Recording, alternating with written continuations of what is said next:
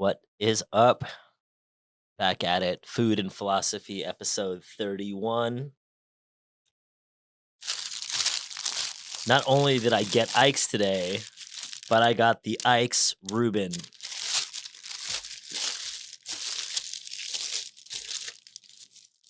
It's new. It's got pastrami, purple cabbage, max sauce. Got extra max sauce on mine. And smoked Gouda. I got this one on sourdough. Because the sandwich is a little sweet, so I wanted to offset it.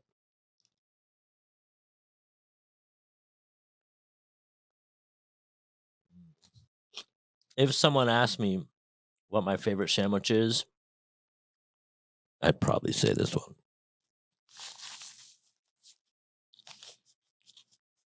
Did that crunch?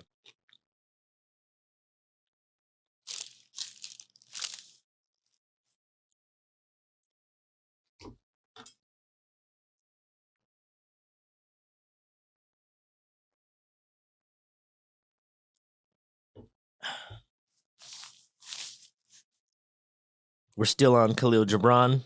We're almost done, but not quite yet. I'm probably going to be sad when we're done. But what's the X talk for today? Look at my trusty cheat sheet. Oh my gosh. So I saw that there's a restaurant in St. Louis. It's called Bliss. It's a fine dining-ish thing. They're trying to make it into a resort.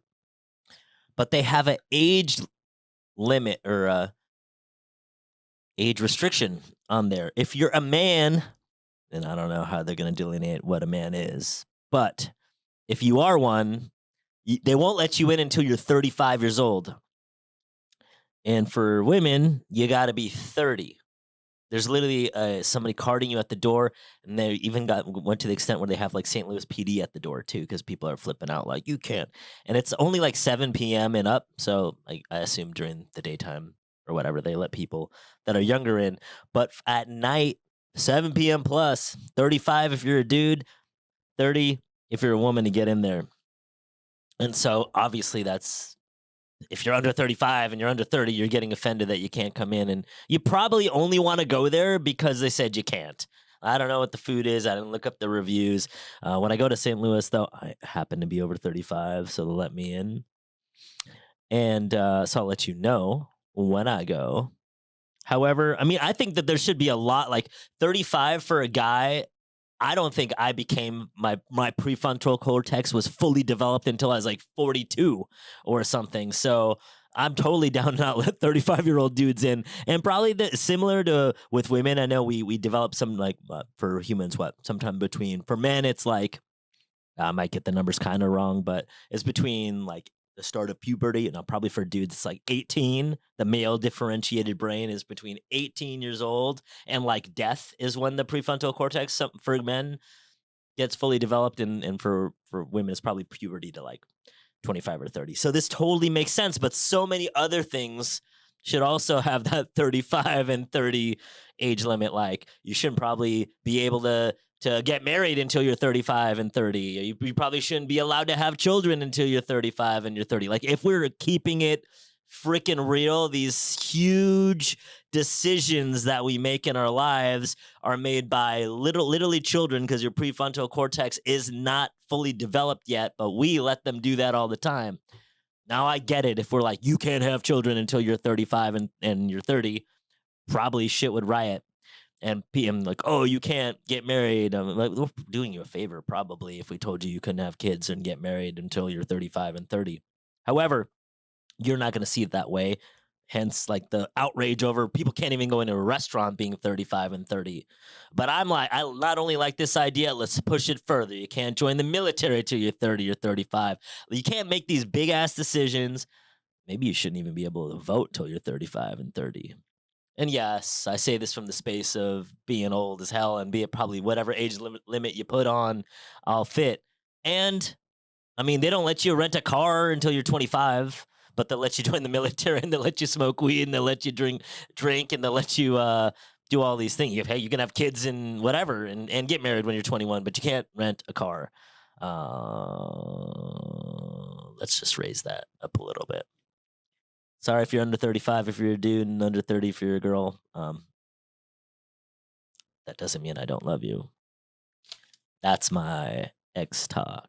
Fastest one I've had in a while. All right. Speaking of 35 and 30, and the poet said, "Speak to us of beauty." And he answered, "Where shall you seek beauty, and how shall you find her, unless she herself be your way and your guide?" Beauty attracts beauty. Oneness attracts oneness. Balance attracts balance. And how shall you speak of her except she be the weaver of your speech? We already have the birds of a feather flock together. I think do I have it written down here? Prophet Muhammad has a peace be upon his name, has a quote that's attributed to him that says, "Souls that recognize each other congregate together, and souls that don't recognize each other repel each other." It's the same here. You want to find beauty? You will if you are. You want to find the opposite of beauty? You will if you are. What you seek is what you already are. You cannot reach for it unless it already exists. You cannot see it if it isn't already in the mirror. So be that, and you'll find beauty. So anyway, speak to us of beauty. The aggrieved and the injured say, beauty is kind and gentle. Like a young mother half shy of her own glory, she walks among us. And the passionate say, nay, beauty is a thing of might and dread. Like the tempest, she shakes the earth beneath us and the sky above us. The tired and the weary say, beauty is a soft whisperings. She speaks in her spirit. Her voice yields to our silences like a faint light that quivers in fear of the shadow. But the restless say, we have heard her shouting among the mountains. And with her cries came the sound of hoofs and the beating of wings and the roaring of lions. At night, the watchmen of the city say, beauty shall rise with the dawn from the east. And at noontide, the toilers and the wayfarers say, we have seen her leaning over the earth from the windows of the sunset.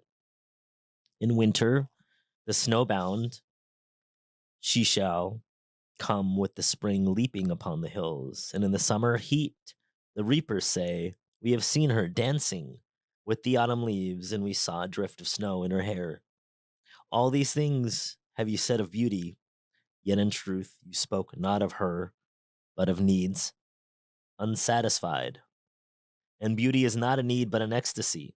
It is not a mouth thirsting, nor an empty hand stretched forth, but rather a heart inflamed and a soul enchanted. It is not the image you would see, nor the song you would hear, but rather an image you see though you close your eyes, and a song you hear though you shut your ears. It is not the sap within the furrowed bark, nor a wing attached to a claw, but rather a garden forever in bloom, and a flock of angels forever in flight. People of Orphalese, beauty is life when life unveils her holy face. But you are life, and you are the veil. Beauty is eternity, gazing at itself in a mirror. But you are eternity, and you are the mirror. Speak to us of beauty. No, dark man, you may not. You can only find beauty when you look for it. Hence, if all you notice is the ugliness in anything or anyone or any politician, then that must be what you are looking to find. Regarding beauty, what has your world been reflecting back at you. Check that mirror. It starts with you. In this mirroring universe, you reflect and you get back what the mirror of you is. Beauty is in what we long for. Much like joy comes from our sorrows. And the other way around, too, or sorrows come from our joy. We long for what we find beautiful because it is beautiful to us due to our longing. And it comes from our voids, which is why it's important to us. As I said last time, where we love the most, it's a quote from Dr. Carl Buchheit. I said it differently, but what he says is where we love the most is where we hurt the most. Or it might be the other way around. Where we hurt the most is where we love the most. Hey, Sarah. Hey, Pamela. And these come from our voids. I said what I wrote here. I actually have my notes in the book. Is our pain, our source of pain equals where we love. And what we love, what's important to us, equals where we are in pain. It's the same thing here. Where he says, yet in truth you spoke, not of beauty, but of needs unsatisfied. And that's why these things are so important to us. This is why it's beautiful to us due to our longing for what it is that we would like. Beauty is infinite, and it can be found in everything. Not only can it be found in everything, but it can be found to an infinite degree within anything. Hey, what's up, Annie? You'll find beauty if that's the thing your mind is sorting for. When I said if all you notice is ugliness in anyone or anything or in whatever it is that you have a charge on, it's because that's what you're looking for. If instead, couple chapters ago, if we were focusing on our balance of things, even from a space of longing, like you can go, oh my God, I'm in pain in relationships. I'm in pain with my financial or with my career. You can be in pain in that. And then from a space of balance, and I know it's tough. I don't want to say it's tough. I know it's not the easiest thing to do when something's not going the way that you want it to go, and for you to see beauty anyway. I know I'm human, and I'm with you. I'm there with you. And what the hell does that ever get you to be right about things being ugly or things being bad? Does it actually produce results that you want? And that's why you should think differently, not because you're wrong, even though we probably are when we're doing those things, even though we had a chapter on nothing's good and nothing's wrong or nothing's bad and whatever, but because it makes you feel better. That's why you should do it. It's not even you admitting that they're right. You don't even have to go that far. Get to the place of, okay. And that doesn't mean that you're okay with things as they are when they're not going the way that you want them to go. But what's your lack of being okay with it doing to it? Like, go ahead and try to take away its right to exist the way that it is right now. You can't. You never will be able to. Even if you were a sorcerer, you only have control of your aspect of the universe, but not the actual universe itself. Which is why a lot of people can be in the same place at the same time and then have a different experience. Because it's not about the experience. It's about what we're doing with our thoughts and internal and our feelings regarding the experience. And thus our experience of the experience. Hey, what's up, Emma? You'll find beauty if that's the thing your mind is sorting for. So look at what your mind is sorting for right now. How do you know what your mind is sorting for right now is? What are your thoughts right now? Or mm, not your thoughts. What are your feelings right now? Do you feel good right now as you're listening to this? Or as you're spaced away, as you're driving in your car? Wherever you are, whenever you are, notice what you're feeling. Our feelings are our friends, even when they're bad feelings. They let us know the map of the way. So notice what you're feeling. If you're feeling bad, it's because you're sorting for bad. So just start sorting for beauty now. You can find beauty in anything, and it is infinite in anything. I write laughter as one of the key experiences on this planet. Talked about in the last chapter or the chapter before. And I add laughter, even though I don't see it in other sorcerers and other philosophers' things, although I'm sure they love to laugh. Because when I hear other people laugh, it automatically makes me feel better, even when it's one of those annoying ass laughs. I still am like, man, that person has an annoying ass laugh. Ha ha ha ha ha. You can find beauty in anything. The sound of the wind blowing. You can find music in everything and laughter. Just notice what you're sorting for. And if you would like to see more beauty, then just find it. Because who cares if you don't like that politician or this one person did you wrong or your job is this or the government is that? What do you get for being right about that ugliness that's happening? You get an ugly life. And you have to live in that ugly life because there's some people that definitely like that politician or don't even think about the government that often.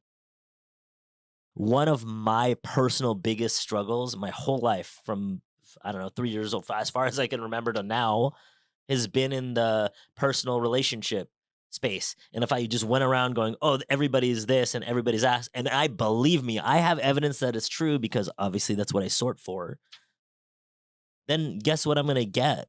A very ugly personal relationship and intimate relationship life. But if I don't want that to be that, then I have to look for the beauty, which is why I started listening to laughs and listening to the wind blowing and seeing, oh wow, that outfit that they're wearing, whatever it is. Especially now these days that more people come up to me than say the average person gets come up to them. Just enjoying the moment that happens instead of getting upset by it. And people will notice that too when you start sorting for beauty. They're going to start seeing the beauty in you. Why? Because you're going to be radiating beauty because that's what you're sorting for, and you are what you sort for. Your life is what you sort for. The things that are the most important to us are there because we do not have them, and we think that we'll never be able to obtain having them if we did. This is an aspect of ugliness that goes under the radar. What's the most important things to you? As I said before, where we're in pain is where we love the most. And where we love, that's where we have art, hidden pain. Where do you think you're not going to be able to sustain having these things? What about? Be courageous enough to ask yourself this question. Where do you think that you're not beautiful enough, full of beauty enough that even if you got what you would like, that you can sustain having what you would like? Answer this question. You might not be able to move a magic wand and make it better tomorrow, but knowing it, like Carl Jung says, you'll be like, oh my God, this is what's going on. And then you can start seeing it in 3D as it happens in your life. And instead, when it shows up, when you get rejected, or somebody tells you you're doing a bad job, or you're not making the money that you want, or somebody breaks up with you, or whatever, you're looking in the mirror and you don't like what you see, you can all of a sudden go, oh, where is the beauty right now? Well, my favorite exercise that I've ever done for my body image, for my looks image. I'm 5'1 3/4, and since puberty, since women got bigger than me, well, it was probably always, but puberty didn't even need to happen for that. But since that, I've been told that I'm too short, I'm this, and all of a sudden, and so I had the the pleasure of working on this from a very young age, from my physical bodiness, self. What do you call it? Self concept and body image. And it was 2020, it was the beginning of COVID, like literally the beginning of COVID, March 2020. And I looked in my mirror and I was very unhappy with what I saw. Like literally, I was 30% body fat. I weighed roughly like 50 pounds more than I weigh right now. And I just decided in that moment that I'm going to stop looking at my body and going, oh, look at this roll and this belly and whatever, this double chin or triple chin or whatever it was that I had. Stop looking at that. And when I look in the mirror to find something that I liked about myself. Now, luckily, I got this $1,000,000 face. Now, luckily, I got these eyes, and I started only like I'd look in the mirror and look at my body. I'm like, I've noticed I was being repulsed or upset, and I just look myself in the eyes and go, my eyes are beautiful, and I like my eyelashes. And so, anytime I would look in the mirror after a shower or when I was shaving my head, which I do a lot, I would look at myself and then look, and if I was going in a negative direction, I just look straight into my eyes and go, "You have beautiful eyes, Ike," and I'd be with myself, and then I'd feel better, and I would do that every single day. Then I started changing some habits and working out. We were stuck at home for however many months we were, and then I started going like, "Oh my gosh, look! I like have a little. I have 1/8 of an eighth pack or whatever. I have 1/8 of an 8 pack." And so forth and so forth. And then just changed how I thought about myself, literally about my beauty. You can do that with anything. You can do that with your bank account. You can do that with your relationships. You can do that with yourself. Just start finding the beauty when you're looking at that mirror of whatever result that you would like. In my case, it was literally looking in a mirror, but it doesn't need to be a literal mirror that you're looking in. Just look at the result and then find the beauty in the result that you have, even if what you have is not what you want. And even if what you want is way past where you think you are right now. The universe, God. One of the things with good and evil, I know it was a few chapters ago, is God is in everything. You don't believe in God, the universe is in everything. You don't believe in the universe, Mother Nature is in everything. Water is in everything, like literally, quite literally.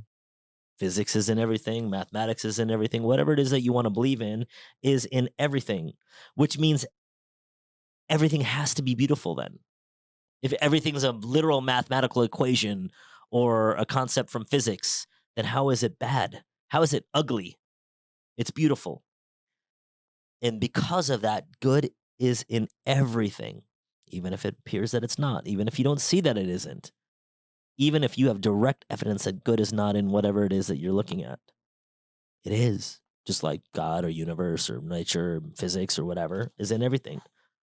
So that means everything is good. Speak to us of beauty. And because everything is good and you want to see everything is beautiful, that's why when you get what you want, great. And if you don't get what you want, even freaking better. Your well-being is your greatest contribution to humanity. No exceptions ever, you beautiful person, you. Look at this guy, $1,000,000 face. So beautiful. I love you.